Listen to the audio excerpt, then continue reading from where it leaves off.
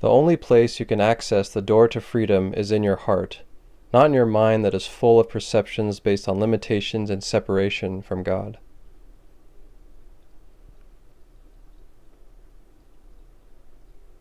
Turning the other cheek. Now, what does this phrase mean? This is found in the Bible, of course, and I think the traditional interpretation of this is that if someone hits you on one cheek, you turn and present them with the other. But I'd like to present a different idea, and this is from Yeshua ben Joseph, or Jesus, channeled through Jayem. And he channeled through him, and he presents his true teachings, and he kind of sets the record straight and corrects all these misinterpretations of his teachings through religion and so forth. If you would know the truth of the kingdom, turn the back of your consciousness to every perception the world has taught you. It is indeed the meaning of turning the other cheek. So one of Yeshua's main ideas that he presents in all of Jayem's channelings is the idea that the world is diametrically opposed to the kingdom. And the kingdom is not somewhere far away, it's not coming after death, it's within you. It's the true state of being. It's that state of enlightenment, or Christ consciousness. The idea that I and my Father, in his words, in Yeshua's words, are one. So the idea presents again and again is that you must turn away from the thoughts of the world, because it's all based on separation. It's all based on that you are a body, that you are separate from your source, that you need to figure things out, that you need to survive. So you must turn away from all that, and then turn towards the inner wisdom, or the inner truth found in your own heart, which is, in his words, the voice of the Father, or the voice of the Holy Spirit, or the voice of the Comforter. So to surrender to the wisdom within your own heart, to that true self. So that is the meaning of turning the other cheek. It's really turning away from the ideas of the world and turning within and surrendering like an innocent child to the Father and allowing it to show you and correct your perceptions. Would you in truth be willing to turn the other cheek? That is, to turn away for just a moment from the perceptions born of the world and to ask that truth be restored to you. For indeed, a primary perception your world would have you learn and hold is that you already know what truth is. Another main idea in all these teachings from Yeshua through Jayem is that you need to come to a place of humility and admit that you really don't know what anything is, what anything's for, and to really admit your ignorance, or that confess that you really don't know anything. And only those that confess they really don't know, truly know. And then he says a very interesting thing. He says basically the opposite of what I've believed for a while, is that you're really not here to create your reality. That's not the purpose why you're here. That you are here to be the creators of your own reality is utter nonsense. Utter and complete nonsense. Let no one say unto you that you are here to create your reality. For you are here but to allow the expression, unimpeded, of the only reality that could ever be. The reality of the perfect and holy union of the Father and child, of God and child, of love and the extension of love. So our purpose isn't to create our own reality and our own dream experience. That's what we're doing, but he says that's not really the purpose of it, because that's just creating more dreams, and that's still coming from a place of separation, is it not? That I'm an individual and I will have my own dream. But the purpose is to allow that love to express through us, of the Father and his words, or the universe, or the divine, or God, or Brahman, or the Tao, whatever you wish to call it. And he says there is no effort in this. There is no effort in turning the other cheek. There's no effort in allowing this love to express through you, because that is what you are. It is very simple. The truth is very simple, he says again and again, is that you are this one love, and that is all. Everything else that seems complicated is fear and ego and the idea of separation. That's what makes things complicated and seem difficult. Our function and our sole purpose is merely to extend the love that which we are. And he says, how can you create reality? And the you is referring to is not the true you, right, the one with everything, but that this idea of an individual, of an ego, of a personality, of a body. And he says some things that makes it very humbling and brings it to a state of like humility. It's like, did you even create your body? Do you even beat your own heart right now? When you're sleeping, do you have to even breathe? Like you automatically breathe. Like there's a higher power within you that does these things. How can you create a reality that is the basis of your eternal being? You cannot. It is given unto you freely. For though you can be one with God, you have not created God, but God has created you, for the Son is the offspring of that light of love divine, and you find your purpose and your function and your fulfillment every time you turn the cheek away from the world, so that the head and the eyes of the heart turn with it, and you behold a different voice, a voice that speaks softly, speaks gently, without fear, without longing, without anxiety. A voice that does not tell you in the future you will find the peace you seek, but a voice that whispers so gently, you are already the peace you seek. So anything in the world or anything in the outer experience in this dream can't give you that peace you're searching for, and it can't take it away from you. But it's only in the giving it away, so the flowing, allowing it to flow through you, will you receive it and will you realize it. It's like we're meant to be channels, we're meant to be open and allow it to flow. Then we'll realize that peace. And he says that again and again, the idea that the more you give it away, the more you shall receive. If you would contemplate this one thought daily, it will bring many shifts to your perceptions, healing to the perception. The thought is simply this: there cannot be at any time, at any place, in any dimension of this drama, this dream that some of you think is real, there cannot be a single set of circumstances that hold the power to destroy your right to choose peace. Nothing. It's so counter to how we think reality works, or how this world works, right? Like, wait, what do you mean? What if I lose my relationship? What if I lose my job? And so forth. And he's like, nope, not a death, not a bankruptcy, not a catastrophe. Nothing can take away your peace. Nothing can take away your free choice to choose how to perceive and what thoughts to have. And therefore, what does this mean? It means that there's really no set of special circumstances outside of you that are necessary for you to be what you are already, for you to be that shining light, that embodiment of peace, and to be fully awake right now. There's nothing that you need outside of you. It's like, wow, that really basically stops the whole dream, right? The whole drama. It's like it brings everything to a screeching halt. It's like, well, then what's the purpose of all this? Like, there's nothing outside of you that you need to get at all. So then it brings the mind to a standstill. It stops it from the constant spinning of trying to find, trying to yearn for, try to seek, try to find that thing that it needs, that it thinks that it needs to be worthy, thinks that it needs to be enlightened, to wake up. And it just becomes a servant of the love, a servant of the light, and surrenders. And it then listens to that stillness, because it realizes it already is that one within everything.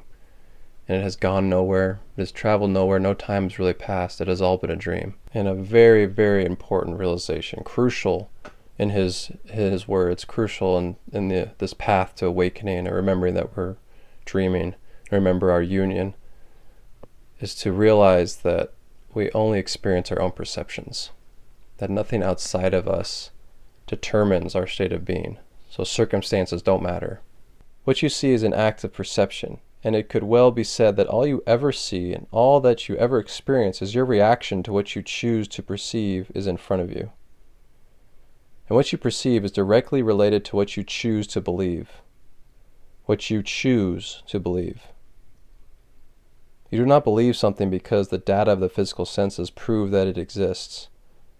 Rather, the data of the physical senses reflect to you the belief you have chosen. You are experiencing the effect of a perception you have chosen to believe in, and that is all. And that means you are free to choose anew. Woo! This is so good. It's so empowering, is it not? It erases all victimhood. It erases all blame. It's like you are fully responsible for every experience you have, for every emotion you have, because it's all a reaction to your own perceptions. It's all coming from you. And it reveals to us, does it not, the power of our beliefs. And he says, you can walk on water. It's just a matter of your belief. You can walk on hot coals. It's just a matter of your belief. If you don't believe you can, then you shouldn't.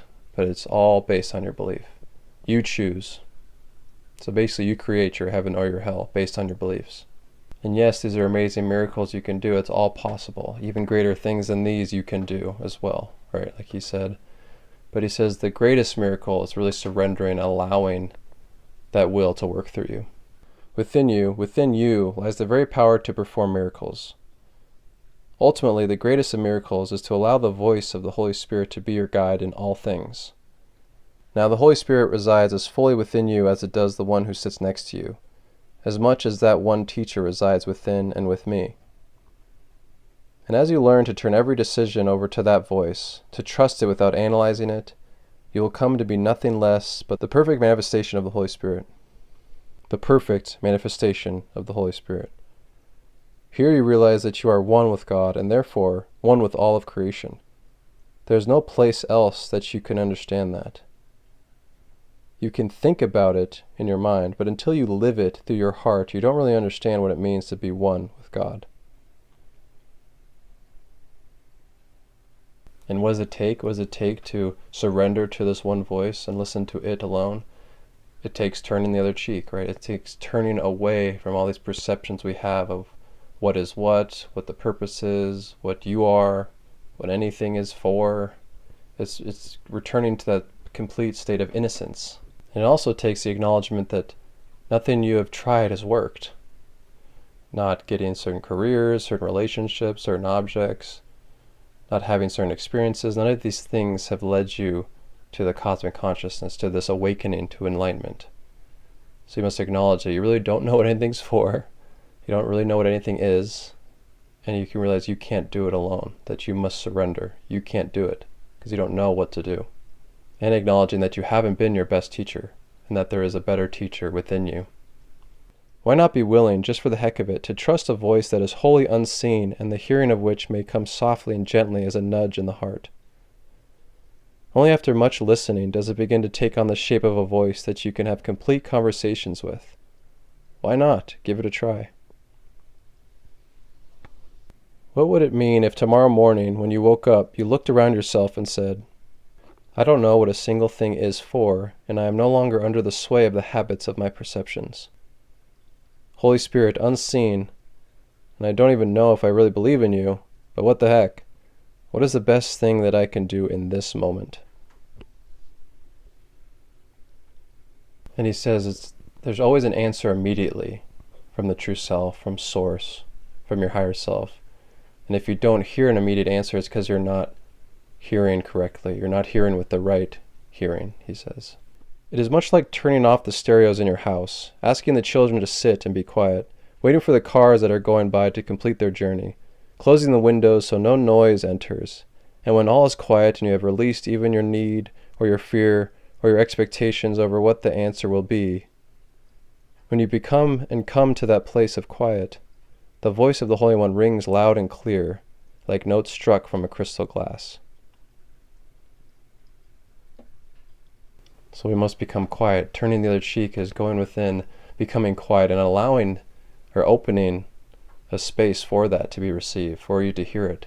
So you must quiet down everything else, all the other noise that's happening within you. Every single moment, and closer to you than your own breath, the fullness of the kingdom of heaven resides. It does not need to be earned. It needs only to be allowed. Accept it and receive. Therefore, to allow and to accept and to receive, and therefore to manifest the kingdom of heaven on earth as it is in heaven, requires that you begin with the perception which is indeed now translated into knowledge that you are right here and right now the holy and only child of God, that you rest in the perfect union with your Father forever, that you are not the body, and that space and time is not your home. You cannot earn it because it is given freely. Only when you begin with that acknowledgement can true change come to your life. This is another idea that comes up again and again in his channelings and his books, is that we must start at the end if we want any change. We must right now acknowledge that you are one with the Father, that you are a Christ, or the God manifested through the individual body, expressed the individual body. You must acknowledge that. Start at the end goal. Just acknowledge and accept that it's already true right now. You just need to get out of your own way, in a sense, or let go of the perceptions that say otherwise. Because the world we experience is based on the perception that we are separate from God. So we must heal those perceptions, or surrender those perceptions. And those perceptions create like a ring of fear, he says. So we must allow the Holy Spirit in his words, whatever you wish to call it, your higher self, the true self, God, love. You must allow it to help you and to not try to get rid of the fear. He says you just need to step through it and trust and believe that you'll be taken care of. We must be willing to allow the release of all of our perceptions. And that fear probably arises when we think of that, right? It's because it's kind of like a death. It's like a dying of our whole world, our whole idea, all of our ideas of what we are, what we're supposed to do, of what's coming up next for us, what's our relationships, like everything that we identify as, everything that we place our authority on. If we let it all fall away, only then will we realize the truth. He says that could be scary, right? But we must not try to get rid of the fear or fight it. We must allow the fear and still step on through. Just press on. You cannot rid yourself of fear and then walk on. Acknowledge that the fear is there. See what small part it plays. Acknowledge the grander reality of who you are, and then walk on. It is how one walks on water upon hot coals. It is how you walk through the need to communicate with another when something is not going right. It is how you walk through having a limitation of golden coins. It is the key to everything, everything, everything.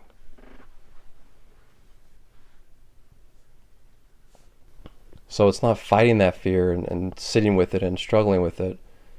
It's just observing it and then feeling that grander presence around us, right?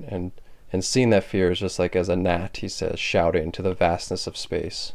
And that vastness of space is filled with infinite love. It's just this one little tiny bug that's screaming, ah! And it's just allowing that, seeing it for what it is, and moving on.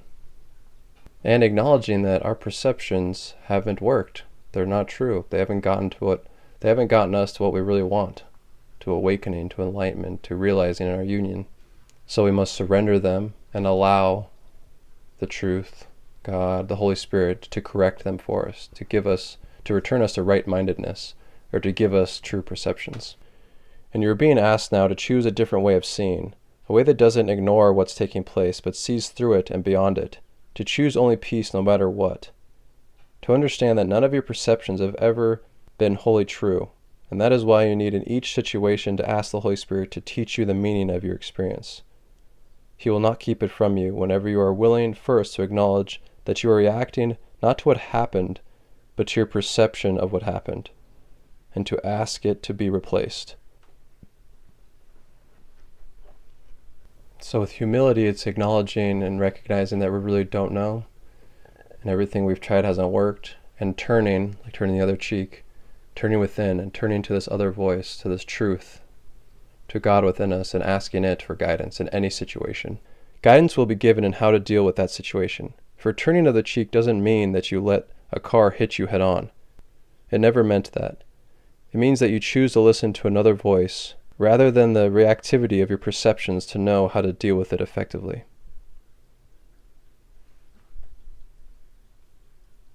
All this was a summary of Jayem's channeling again of Yeshua ben Joseph, and it can be found on his website, womlibrary.com, for free, or you can buy his books on his website, Way of Mastery.